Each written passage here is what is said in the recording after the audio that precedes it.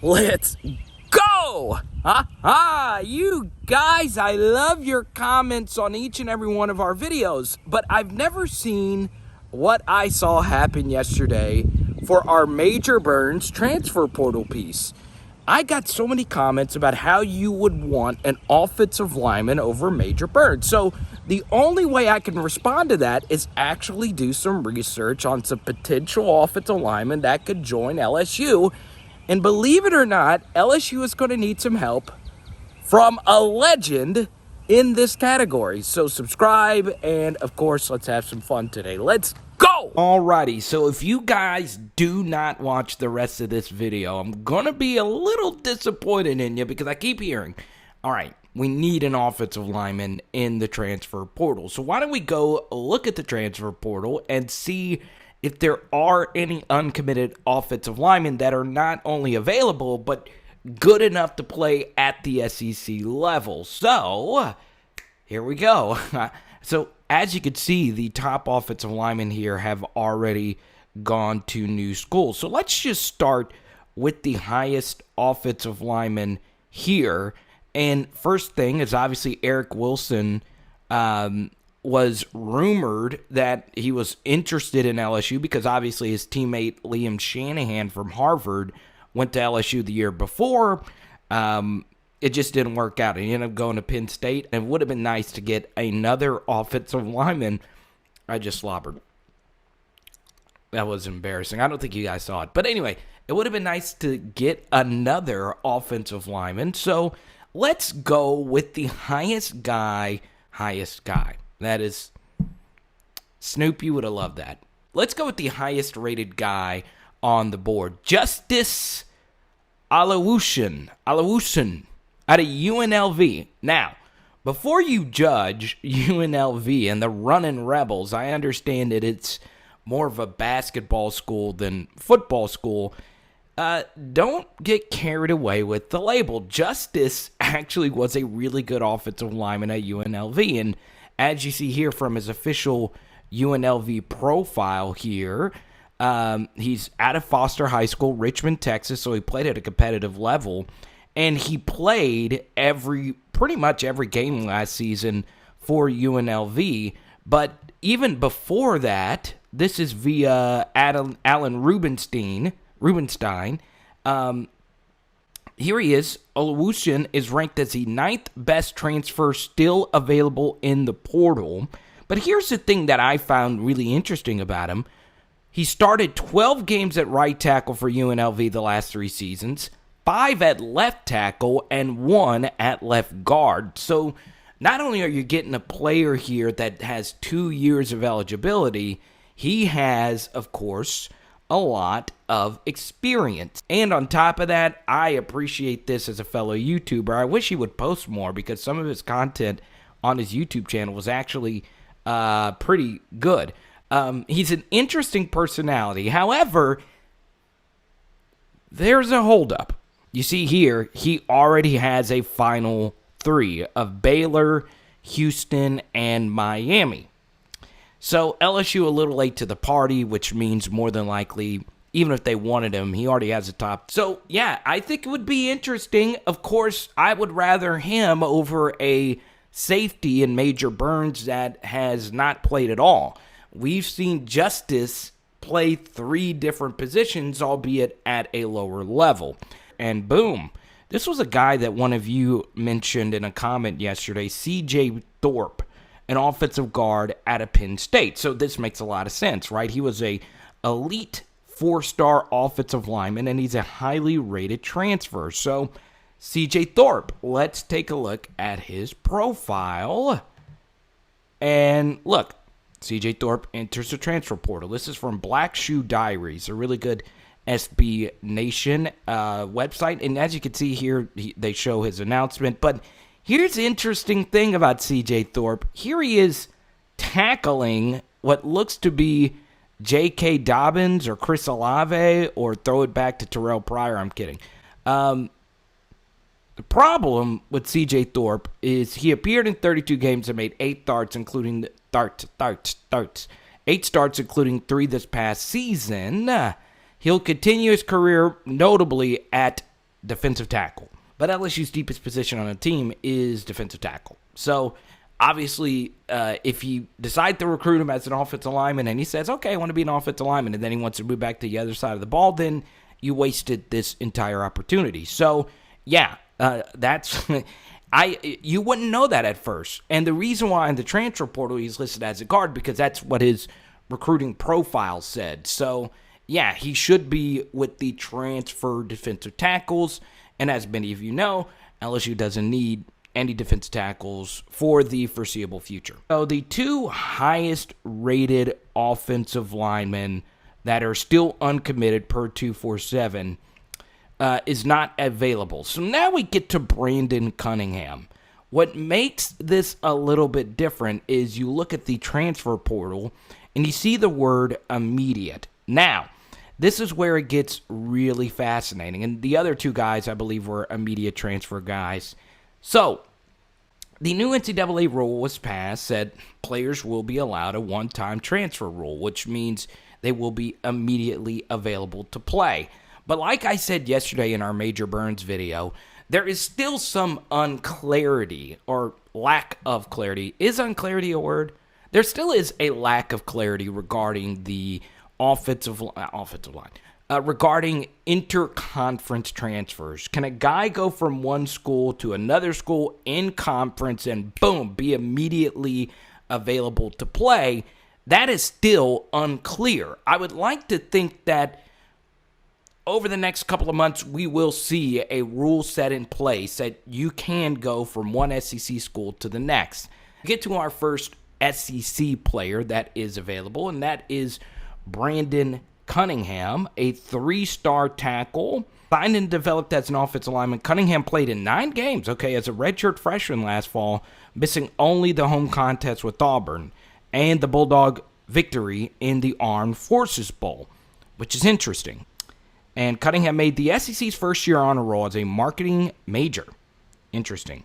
So, Cunningham's decision comes after 3 weeks of spring semester classes and 6+ weeks before the start of Mike Leach's first spring practice camp in Starkville. So, what we learn here is Brandon Cunningham decided to transfer before he, of course, participated in spring football. So, he's been out there for a little bit. Now, what we're going to do is scroll back up here, and I want you to notice a few names that are on the roster here. Aaron Brule out of New Orleans, a really good linebacker for Mississippi State, and Malik Heath, a 6'3 senior out of Jackson, Mississippi. So, why are these two guys relevant? Well, of course, Aaron Brule's from New Orleans, out of Rummel High School, and the first point I want to make here is Rummel High School. If there is a 3-star prospect or better that is available out of Rummel High School, LSU should offer him because, first thing, Donovan Kaufman is a safety that is in the portal who had a pretty good first year with Vanderbilt, and LSU passed over him in the class of 2020. So, Donovan Kaufman is a guy that they would obviously accept now. I know he is trending towards going to Auburn. So LSU, of course, is still thinking about using their final slot on Major Burns, a safety who we've yet to see play at all, really, for Georgia. So the first point I want to make is Rummel High School players, no matter how good they are recruited, they are pretty good. Coy Moore, a pretty good true freshman season. And then, of course, the greatest single-season wide receiver in LSU history is Jamar Chase out of Rummel High School. And, that list goes on and on. They've had a lot of 3 stars turn out to be really good players. So that's the first point I wanted to make about Aaron Brule. So what does Brule and Heath have to do with Cunningham? Well, a lot. Because I can't say why Cunningham decided to transfer, but let's be honest, that Armed Forces brawl had a major impact on that Mississippi State program, and Brule and Heath were 2 of the main culprits, and they were experienced guys. They weren't true freshmen. I mean, Brule threw one of the first punches. Malik Heath not only kicked a guy, but bragged about it in front of thousands on Instagram Live after the fact. So, look, we're LSU football. when it comes to morality, we don't have much of a leg to stand on, which is why I'm including what I'm including. You need to have a healthy locker room culture from this point forward, because guys like Cunningham that don't want to be a part or associated with something like this can now pack up their bags and immediately go elsewhere, where in the past, if you pack up your bags, you would have to sit a full season before you went somewhere else or transfer to a lower level. So this is a memo to like Ed Orgeron and basically anyone else. You got to make sure you're buttoned up, because there are some guys that don't want to be a part of something like this. And, I believe in second chances. I don't believe guys should be kicked off, but I also don't think anyone was necessarily suspended for what happened with that fight. Now, Brule, I'm a little bit more sympathetic. That might be my Louisiana bias. But Heath, I am shocked that he's still on the team. I really am. To kick somebody and then brag about it afterwards in the locker room, I'm just shocked at how that situation was handled from top to bottom. So, all right, we get to the next highest player, is Kadir White. Okay, Kadir White has yet to play a game. So do you want to get a guy that couldn't see the field at Syracuse over the guys you already have? Now you see two names here that are uncommitted. Reese Moore, a 6'6", 280 offensive tackle out of Texas. Once again, you got to read up on these things. He is already committed to Abilene Christian, and he is overcoming 2 knee surgeries. But the guy that I would seriously target is right here, T.J. Moore out of Florida, and I have a few reasons why. Alrighty, so T.J. Moore, 6'5", out of Charlotte, North Carolina. Remember this right here, Mallard Creek. It sounds like a bad sitcom on the CW. Anyway, T.J. Moore, number 75. You see, he has a lot of game experience. Moore participated last season, playing in 4 games after pairing so-and-so. It doesn't really say how good he was in those 4 games. Florida will be losing a former 4-star offensive lineman this year. They will have plenty of depth at the position, including young players such as Joshua Braun. So you see, they got some young player with also veterans coming back as well. The offensive line, the same 5 guys stay on the field at all times. And what a lot of offensive line coaches don't want to do, because offensive line is such a communication-based, rep-based position, they don't want to ruin chemistry, so they don't shuffle guys in and out as much. So maybe T.J. Moore just hasn't had the right opportunity just yet. What we do know is a few things. Number one, he is very familiar with SEC atmospheres, okay? He's been to Tiger Stadium, obviously. Number two, this is a guy that's gotten SEC-level coaching and been around SEC-level playmakers and probably understands the speed of the game. So out of any one of the offensive linemen, I would consider him the best possible option just on my very little bit of novice research I've done today. Now, there is an interesting connection, and it goes back to Mallard High School. So here's T.J. Moore's Twitter profile. You scroll on down, you see some of the workouts he's doing here. But this is where it gets interesting. Boom. Doesn't post a lot, but this was from 2019, him taking a photo with fellow Mallard Creek tight end and LSU record holder Thaddeus Moss. So, he doesn't tweet a lot, so obviously that meant a lot to him. And this is Tiger Stadium. I promise you, I just felt the ground shake. You also, what the heck was that? It sounded like a tree trunk or something just fell. You could tell, he's a huge human being, and Thaddeus Moss is no ant. And, this is him swallowing him. I love the cleat selection here. And, of course, Thaddeus Moss, his famous cleat close-up against, obviously, Alabama. That catch was still amazing. And, yes, it was a catch. So, here's the thing. T.J. Moore, who has more playing experience than Major Burns, is at a bigger position of need than Major Burns, is obviously older and, more His body is more mature at the very least. So, yeah, I would be interested. Now, once again, I don't know what TJ Moore is thinking as far as finalist or where he wants to go. But what I do know is that he is hungry to make a mark right now. So there is a few major caveats that we must discuss involving this video because there were some different tangents. The first, though, is probably the most important. How much of a relationship does Thaddeus Moss have with Moore, and would Moore, of course, be interested in going to LSU? We have no indication. I've not yet read anything about what exactly he wants to do. Now, Thaddeus Moss was Mallard Creek class of 2016, and Moore was class of 2017, and they took that photo in Tiger Stadium. I'm guessing they are friends. And it would help out if LSU was interested to reach out to Thaddeus Moss, because Thaddeus Moss is legit, a transfer who transferred to LSU, and, it made his career. So, yeah, this is, that's the first thing. The second thing is, can Moore actually play? This video was recorded as I was going through names in the transfer portal. This video was legit a response to your comments. So, that's important. I've not done any tape study on Moore himself. I'm sure LSU is familiar, so obviously James Craig and his staff would have to evaluate and look at it, which leads us to our next topic, which is kind of a side topic from Moore or just anyone. The LSU offensive line is really being saved by this pandemic giving an extra year to senior offensive linemen. Imagine the scenario we would be in if Ed Ingram and Austin Deculus wasn't allowed to come back for an extra year.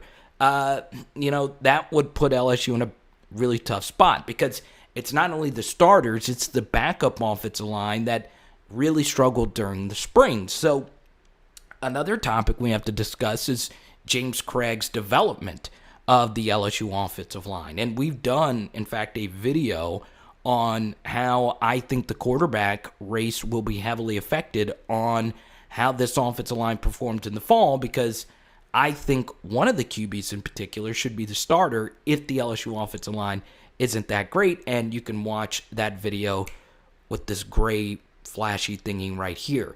As you could tell, there was all these different tangents in the video. And the reason why there was, and the reason why this video is a little bit longer, is I wanted to show you the complexities of how different college football is now, even compared to just 5 seasons ago. The players have more power now than ever before. They don't have to sit out a year. That gives players so much more leverage. That's why I included that aside about Mississippi State a little bit earlier. You really have to be buttoned up. And that's why LSU, in the middle of a pandemic, when they've lost millions of dollars like every other college football program, has decided to invest more money into scouting and roster management with Dawson Thomas Jr., Belton, Mason Smith, and so on and so on. So that's why, LSU, and that's on top of the Bo Pelini buyout, they've put more money into this. You see how complex all of this is because there's tape study, there's, how many guys are we going to have, and so on and so on. Which leads us to this final little point, Ed Orgeron. Ultimately, this final slot comes down to him. And just a few weeks ago, we did a video. It was not being too thrilled about Ed Orgeron wanting to use the final slot on Kendall Daniels, a 4-star safety in the class of 2021 who backed out of his NLI with Texas A&M. And he ended up going to Oklahoma State. So, no problem, right? Well, there is a problem with that because Kendall Daniels is just another prospect. Now, he could be the next Jamal Adams. I don't know. But this final slot, knowing how important transfers have been to LSU the past couple of seasons, legit, they have really saved this program. And I'm not just talking about Joe Burrow in 2019. I'm talking about Joe Burrow in 2018 was pretty solid. And then, the Braden Fiocos, the Thaddeus Mosses, the Jabril Coxes, the Liam Shanahans. LSU has had a pretty high hit rate on guys coming in day one and being really good to all-time great players. So, we should use more slots on those types of guys instead of using it on more high school prospects, especially when you have one slot left. So when you talk about a guy like, let's say, Major Burns, is he more of a prospect or is he more of a proven commodity? Well, he's more of a prospect. We don't know if he could play because he hardly played last season with Georgia. That's a little bit different than Donovan Kaufman, who put, albeit just 2 games, some really good safety tape out there so we can actually see. So that's where slot management becomes very important. Use this final slot on someone that can help you right away, whether that be at safety or offensive line or anywhere. So it's interesting because, even pre-spring, Ed Orgeron was dead set on getting a safety for this final slot. And I totally get it because this is the, most unsure we've been about the position in quite some time. And I get Ed Orgeron's skepticism with this safety room going into next season, but I think that's changed. If Jay Ward is the answer who we think he could be, and Sage Ryan can be a really good player year one, or Jordan Tolles, who was with Major Burns and Donovan Kaufman for the class of 2020 at the safety position, if one of those guys steps up and Todd Harris is able to stay healthy, it's going to be a pretty decent safety pairing. So it's interesting how you try to decide who is the biggest position of need. It's tough. You see how complex all of this is. So this isn't necessarily a criticism of Ed Orgeron, but it's more of a rethinking and understanding how valuable this final slot will be. Yeah, don't forget, you can copy your LSU Power Hour LSU shirt. Get your shirt. Come on, let's do it.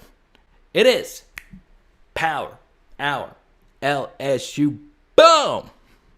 So if you want to watch our Major Burns video from yesterday, boom! There it is right there. And I think we're doing Lobster Rav tonight. Let's go!